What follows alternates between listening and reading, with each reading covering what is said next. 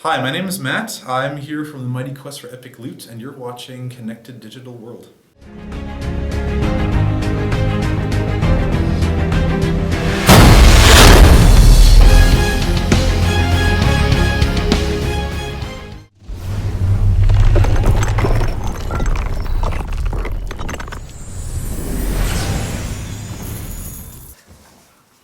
Right, so would you like to introduce yourself and tell us who you are? Absolutely. My name is Matt Zagarak. I am the scriptwriter for the Mighty Quest for Epic Loot.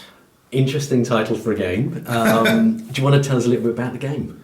Absolutely. So, in a nutshell, what the Mighty Quest for Epic Loot is all about, it's a game of castle attacking and castle building. All this takes place in a humorous medieval universe, right, called Opulencia, where you have these larger-than-life heroes who construct these keeps filled with death traps and crazy minions, etc., to protect the thing that's most important to them, which is the epic loot, as we have seen in the title. So essentially, as a player, what you'll be doing is taking control of heroes, going to raid other players' castles, well, actually other players and also castles built by us at Ubisoft. And you will be attempting to loot the treasure from these other players, and they're going to be trying to return the favor to you too. So, in order to protect yourself from this, you're going to have to construct your own keep, fill it with traps, fill it with creatures, hopefully construct the most deadly death trap that you can to repel these invaders. So this loop of attack and defense is kind of what the game is about at its core. So you really have to play both attack and defend to really get the most out of the game. You can't just concentrate on attack or concentrate on defend. Well, I mean, you can spend more of your time doing one than the other, but like you said, to get the real whole experience, both modes really play into each other as well. So essentially, if you never touch your castle, for example, let's say you just want to purely concentrate on attack, you're going to do okay. But by never concentrating on defend, other players are going to be coming to attack your stuff. It's going to be very easy for them to do so, and you're going to be losing resources in the process. You're also going to be leaving a lot of money on the table by not having other players come and attack and be able to harvest the fruits of the labor, as it were, of your castle defeating other heroes. Similarly, if you're only defending and not building, well, then you're really leaving a lot of resources on the table, which you would have been able to invest back into your castle by not looting the other player's treasure. So it's really a mechanic that tries to have a virtuous circle between both modes. Are there any differences between castles developed by a player or castles developed by you guys, or is it really just down to imagination and what they can put in? There's I'd say almost uniquely, there's a couple exceptions I can get into, but for the most part, the castles that we design as PvE environments are constrained to the same rules as players would have if they were building their own castle. So we try to design our castles with the intention of sort of showing players what's possible, what are kind of intelligent setups that they can do with their creatures, sort of try to make them as fun as possible and sort of serve as a blueprint for, here's an example of one particular type of setup that you could do. There are a couple exceptions, which are boss castles, in which we have a few setups and these kind of really special most difficult environments where we're kind of cheating the rules a little bit to offer a really special once every now and again type of challenge for players. Okay. Let's talk a bit about some of the characters. Sure. So how many characters are there to choose from, first of all? So right now we have two heroes that are selectable. There's the knight, who goes by the name of Sir Painhammer, and there's the archer, who's called Black Eye Bogart. Very soon we're going to be offering the mage, whose name is the Earl of Evilocity.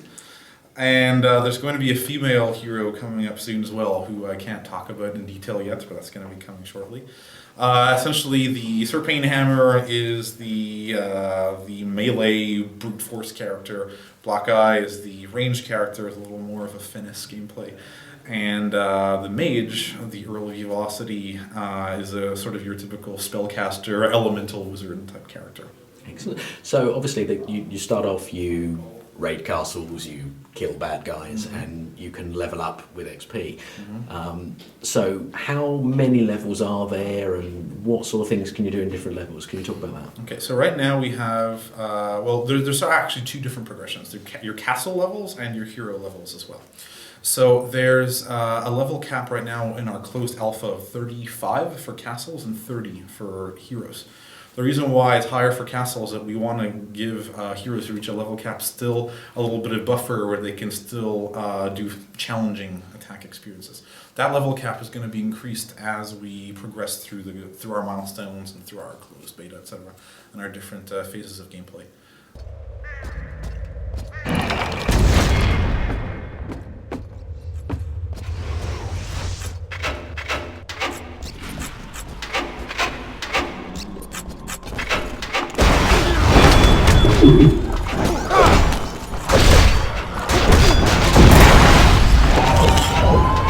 So, if I was, say, a level 15 character, Sure. can I go and loot a level 4 castle? You can, but it's not really going to be giving you that much to do so, because we have a system where, as you saw on the leaderboards, there's trophies, and how that works is that it's rewarding kind of reaching above and beyond, like pushing yourself, and it's discouraging kind of picking on those that are weaker than you. So if you let's say you're a level 10 and you successfully attack a guy who's level 20, you're going to get a big boost in the amount of trophies that you have. If you are level 20 and you attack a level 1, you're going to get almost nothing for doing that. It's sort of to encourage, like I said, players to kind of push their abilities, discourage them to just be picking on the weaker guy all the time, and to kind of encourage sort of always going a little bit ahead, but not too far over back. So let's talk about some of the achievements you mentioned there. Sure. There are a few I noticed today when if you use too many potions, you've got hit in the bottle, and if you use a lot more potions, like I did, you're hitting the bottle hard. How many different achievements are there in the game at the moment? I'd have to look at what the quantity is. I can't tell you by memory. I think we have around 50 achievements right now, but some of those are variations, like you say, hitting the bottle hard, etc. Hitting the bottle hardest, I think, is one too. I'll be getting that one soon, I think. Yeah. But yeah, we try to have a combination of achievements that are purely progression based, so like reaching level 5, level 10, etc., and having ones that are based more on kind of unique tasks that you would have to take out, or sort of unique experiences that you do. So trying to keep that balance there. So the game's free to play. Mm-hmm. What made you guys go down the free to play route? Well, free to play was really something that we were interested in trying out at the Ubisoft Montreal studio as a whole, I think. This is our first free to play IP that we're doing in Montreal. And I think it was, we were starting to see that free-to-play experiences were becoming higher and higher quality. And this was something that, as a studio, we were interested in exploring. We've always been a studio that's been about innovation and been about offering quality experiences. And I was trying to stay on the forefront of the trends and of what's happening in game development. And so we thought that this would be a really interesting challenge for us to tackle. We have a team that's highly experienced in terms of multiplayer games, single-player games, AAAs, more social games, etc. So we have a lot of experience behind the team that everyone was kind of ready to take on this challenge of this new form of game development.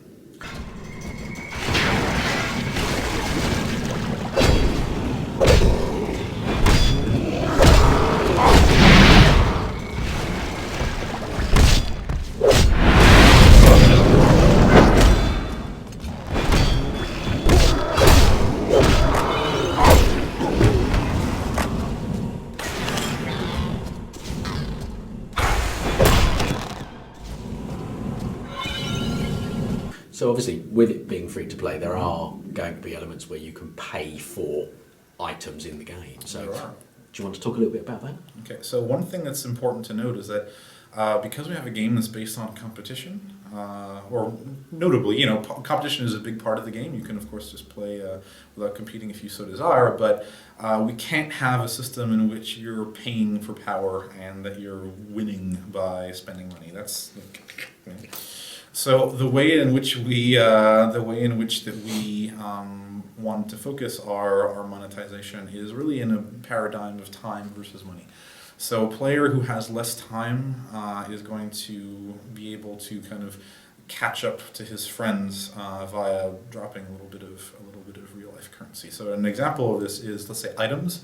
that are sold on a dual currency basis. So a certain sword, I can get it perfectly well if I have the time to invest and I want to just play the game completely for free, grind away at my castles and my levels, etc.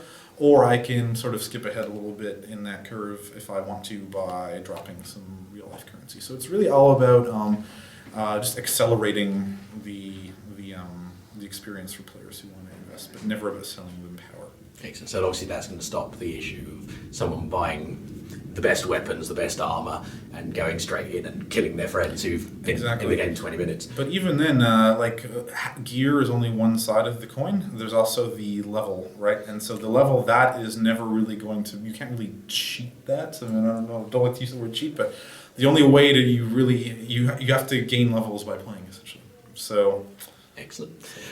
Obviously in the game, when you're attacking somebody's castle, or someone's attacking your castle, and somebody's looted your castle, you've got something in place so that someone can't jump in 5 minutes later and continue to loot your castle. So do you want to talk a little bit about that? Sure. So because other players successfully attacking your castle essentially is costing you resources, we wanted to avoid a system in which you put the game on pause and go off to the pub or something for the night and come back and you find yourself broke because your game's been attacked by 8 million players. And, so we have a shield system in place, which means that once your castle is successfully looted, it is now protected from loss for a certain amount of time. So other players can still come and attack you.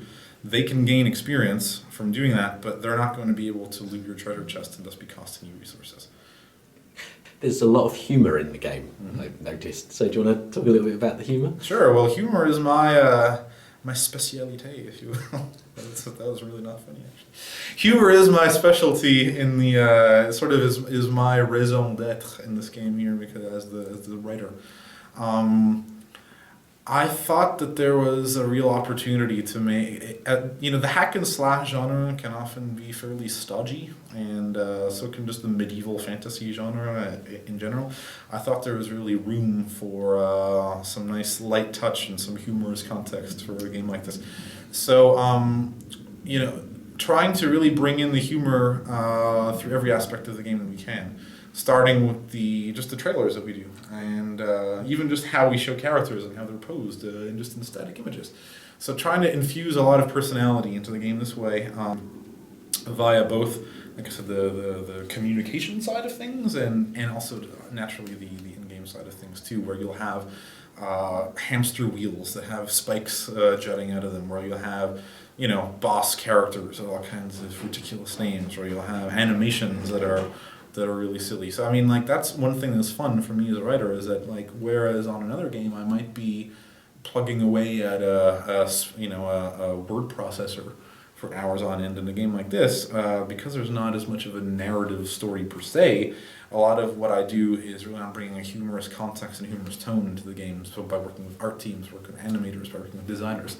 So I really get to have my hands in all those pies. So that's really fun for me. Cool. So what did you use for inspiration? Well, I mean, really a lot of things. It's interesting. One of my favorite parts of the tone, if you will, of the universe, is that it has a lot of room for, I guess, a certain type of anachronism where characters can express themselves using aphorisms and expressions that were not necessarily, technically of the period of medievalness, right? So I get my inspiration from, I'm a huge fan of television, a huge fan of things like Arrested Development and Community, etc., like TV shows of this nature. Big fan of Monty Python, that's a big one, I think, that transpires through the game. So a lot of these sort of more irreverent type of comedies that kind of play on codes and play on genre is something that I'm a big fan of. Excellent. So the game will be available on the PC. Mm-hmm. Any plans for a Mac version? Right now, we have no doors closed to any other platforms, but the PC is really the main focus for us right now. And what about languages at the moment? Well, we have English and French already in the game. Other languages are currently in development. I can't really put a date on when those are going to be released, but we're definitely having other languages coming for the game. So all of the German, Spanish, Italian, etc., and more. So if people want to get involved and play the game now, it's a closed alpha at the moment. So when will the beta be available, and how do people get involved? Okay. Well, we're going towards a closed beta by May, and really the best way to get the latest news is to go to our website, which is themightyquest.com, or follow us on Facebook or on Twitter. We have people who are very, very adamant about updating these as very frequently with all the latest news. That's the best way in which you can win a key. That's the best way in which you can find out the news. And yeah, we're on there all the time. So excellent. Go on there and you'll see.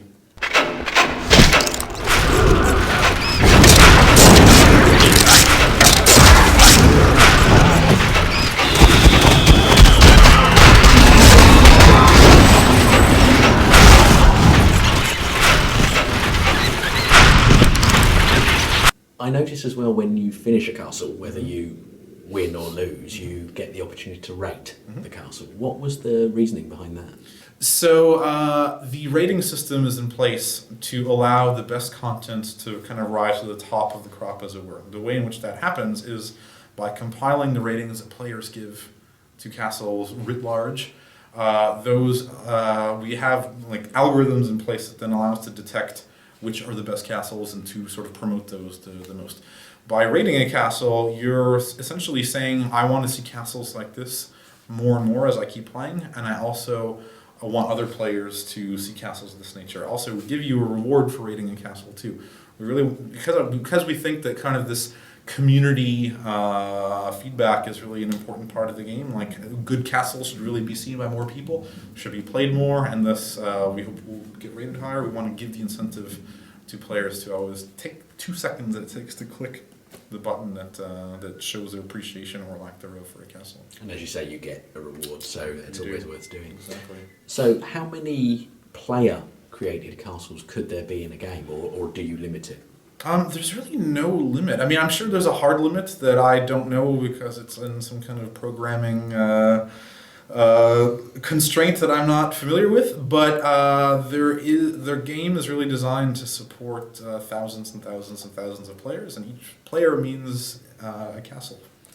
So there's really no hard limit that I could foresee on the amount of castles that we have. So I think the best way to find out is to go and play. Isn't it? Great. Thank you very much for your time. My pleasure. My pleasure. We on the grind, gotta hit that money. We talk now.